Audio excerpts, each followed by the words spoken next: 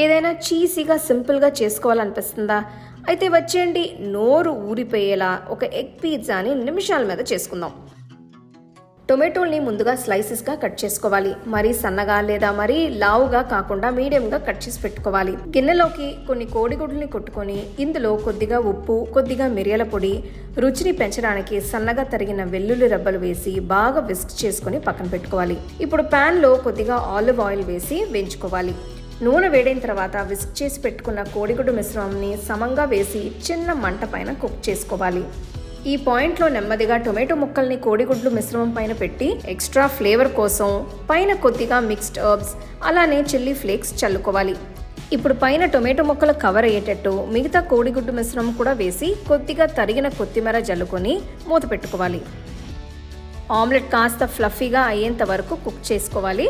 Omelette అయిపోయిన తర్వాత మీకు నచ్చినంత క్వాంటిటీలో చీజ్ని వేసి పైన కొద్దిగా ఇటాలియన్ సీజనింగ్తో కానీ చిల్లీ ఫ్లేక్స్తో కానీ గార్నిష్ చేసుకోవాలి. చీజ్ కరగడం కోసం మూత పెట్టి మరో 2 నుంచి 3 నిమిషాలు కుక్ చేసుకోవాలి. చీజ్ కరిగిన తర్వాత స్టవ్ ఆఫ్ చేసేసి ఈ ఎగ్ పిజ్జాని బాగా వేడివేడిగా తింటే అబ్బా అద్రింది.